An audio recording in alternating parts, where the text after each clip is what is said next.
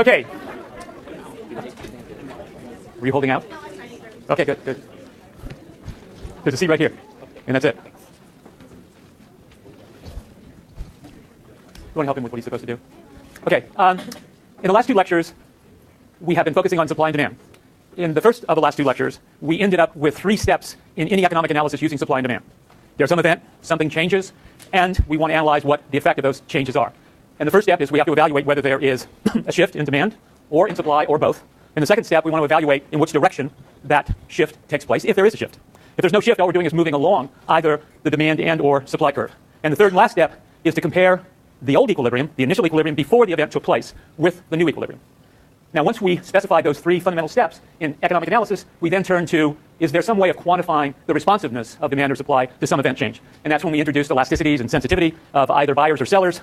And today, we're going to take that same foundation and we're going to look at governmental policies. And we'll find in today's lecture that there are 2 fundamental laws. One law is the law of supply and demand, and the other law is what the government imposes on markets. And in the imposition of governmental policies, when those policies are set, they change what would otherwise be the equilibrium that emerges in the marketplace and or the adjustments of supply and demand to those policy changes. Okay? So the questions we're going to be looking at today are certain types of policies, governmental policies. One type is price ceilings, another type is price floors. We want to give examples of each of these. How do price ceilings and price floors affect the market outcomes? Third, another governmental policy, which we see again and again in all markets or in the exchange of all goods, there are taxes that are imposed by the government. And here, we'll distinguish the general population that's informed, the intelligent layman, from people who fundamentally understand economics. Generally speaking, when there's a tax imposed, most people want the tax to be imposed on the other side of the market. If I'm a buyer, I prefer the tax to be imposed on sellers. Because presumably, I think intuitively, I'm not going to have to pay for that tax. Right? And the seller has the same perspective. And because we're economists, we know they're both wrong. It doesn't matter. Okay? And we'll show why it doesn't matter. And this takes us to one of the fundamental principles of economics. If there's a governmental policy that imposes taxes on one or the other side of the market, the ultimate burden is determined by the incidence of that tax. In other words, who bears the burden of paying that tax? Right? At first blush, you say, well, if the seller has to pay it, the seller has the burden, or vice versa. And that turns out not to be true. Okay? All right. Governmental policies that alter what would otherwise be the result of the law of supply and demand. Let's look at price controls. Price controls, price ceilings. The classic example is the government coming along and setting a ceiling on the rent that can be paid for apartment lodging. Right? That happens in many cities throughout the United States. It happens here in Berkeley. There's a comment in your textbook that says the simplest way of destroying a city, aside from bombing it, is to impose rent controls. Why? Why is that true? I mean, certainly those of us who find apartment lodging and our rents are lower than they would otherwise be because of the ceiling, we think we're better off. Well, in the short run, we are. But is that true as well in the long run? Price floors.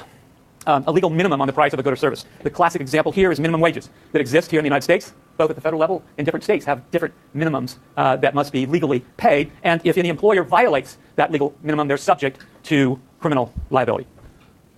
Taxes. The government can impose taxes on whatever goods or products or services are exchanged between a seller and a buyer.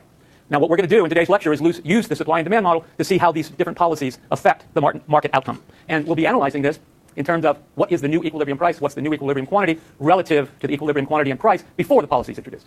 Right? So that's the before and after that we're going to be analyzing in today's lecture.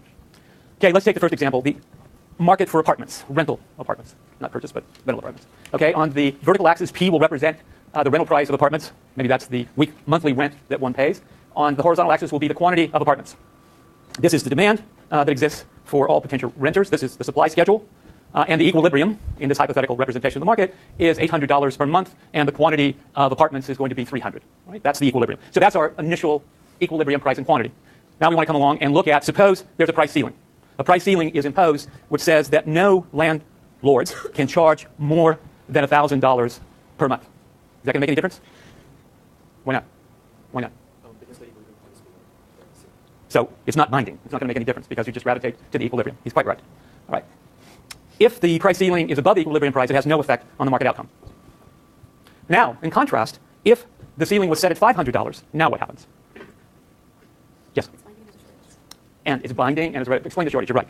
Because the amount of apartments that are available for living in does not meet the amount that are demanded. Right. So the amount that's available at that price is right here, and the amount that's going to be demanded is right here, right? So no one can charge, certainly the equilibrium price can't be charged because that would be illegal.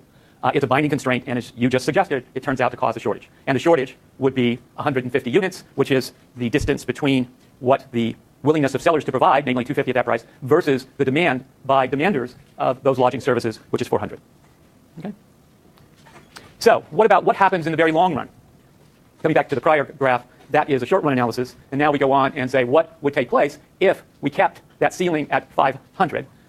Now, what would happen is that the gap, the amount of shortage, would decrease. And this comes back to one of the fundamental principles that we talked about in the first lecture. Incentives matter. If you impose a ceiling on rents, now stop and ask yourself the question, what are the incentives for business people to go out and invest in expanding the number of apartments? Or in upgrading and improving the quality of the lodging that they're already offering, if in fact the price is set at such a low level, that's going to have a chilling effect on such incentives, right?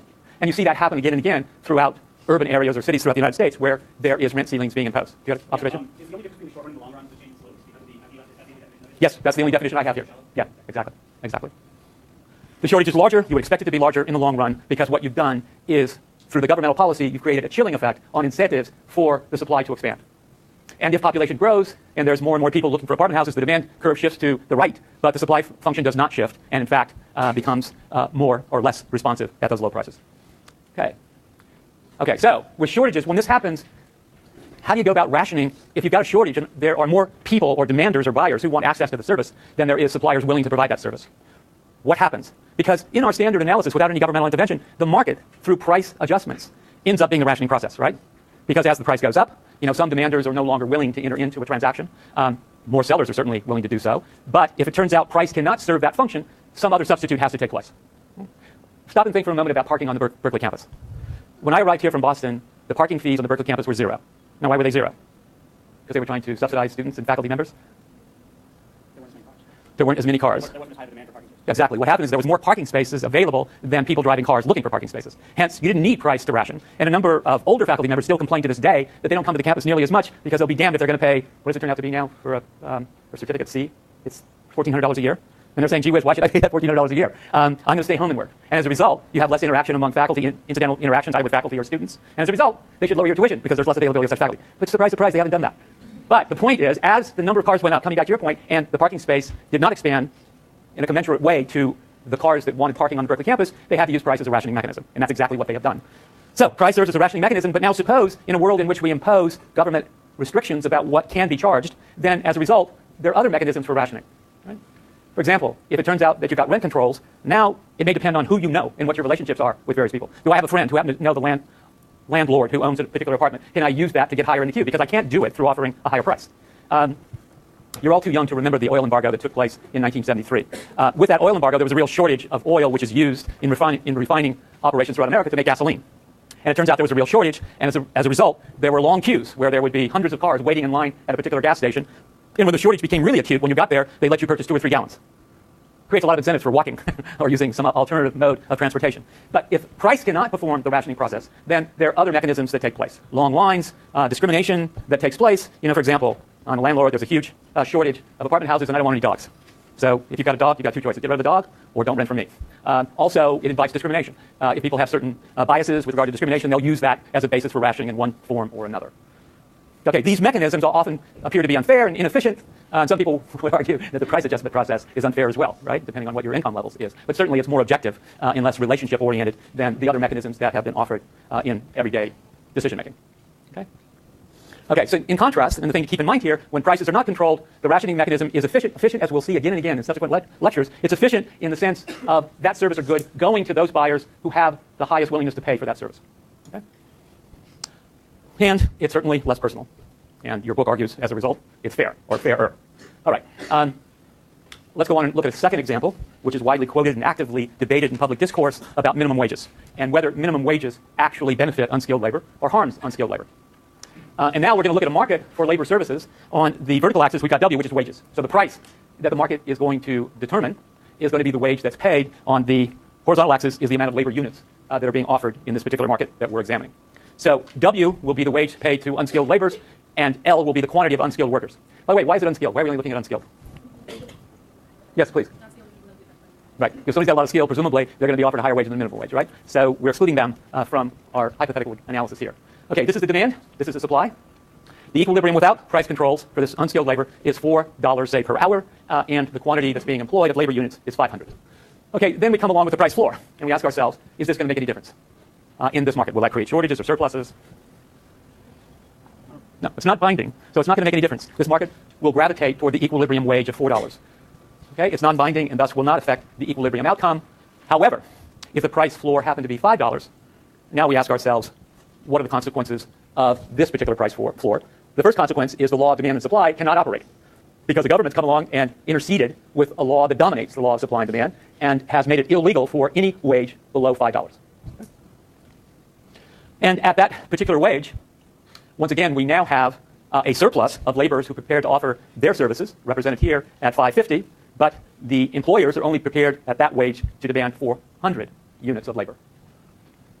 That is the labor surplus, and we won't go through the process of adjustment to the equilibrium of 4 because the government forbids that from happening. So for this floor, we've got a binding constraint, and we're left with a surplus, and that is nothing more than unemployment of the unskilled workers. The minimum wage law certainly doesn't affect highly skilled workers, as you pointed out, and moreover, they do, however, mostly affect teenage workers. And there have been many, many studies looking at the implications of minimum wages, and one of the major studies out there that has achieved a lot of reliability is that a 10% increase in the minimum wage raises teen unemployment by 1 to 3%. That is the consequence of that minimum wage. Okay, let's look at an example, and let me give you 3 different alternatives. And what I have here is the market for hotel rooms. This is the supply of such rooms. This is the demand for such rooms. The quantity of such rooms ranges from 60 up to 120, and this is the nightly rate for lodging, from $50 all the way up to $130. Let's look at 3 different alternatives. 1, there's a $90 price ceiling. 2, there's a $90 price floor. And 3, there's a $120 price floor. Now what I want you to do is think about it, visit with your neighbor, and then I'll look for volunteers to give me an answer to each of these sequentially. So for A, it's shortage. For B, is no effect.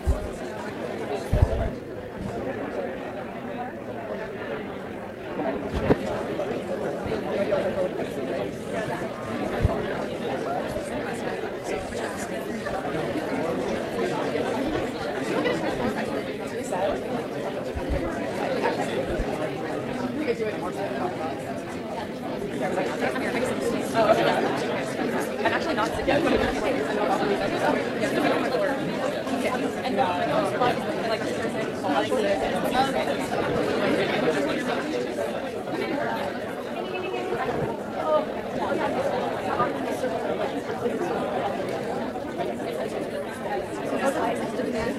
So let's have a volunteer for A. Who wants to give me the answer for A? Yes, over here on the left.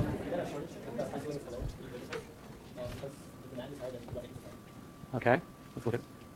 Okay, that's the price ceiling in A, and you're quite right. The demand that exists at that particular price is going to be 120. The available supply is only going to be 90, so we have a shortage of 30. Okay? All right, what about B? Yes? It's non-binding, so as a result, we're going to gravitate to the equilibrium, right? Okay. And there, at the equilibrium, we'll have a price of 100, and the quantity of rooms that will be lodged in that evening will be 100 rooms. What about C? Over here.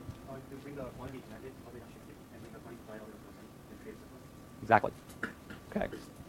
So we end up with buyers demanding only 60 rooms at this high price, and hotels being willing to offer 120, and the difference between those two will be the surplus, or 60 rooms that will go idle at that particular price. Yes? What is the purpose of price floors outside of the context of minimum wage?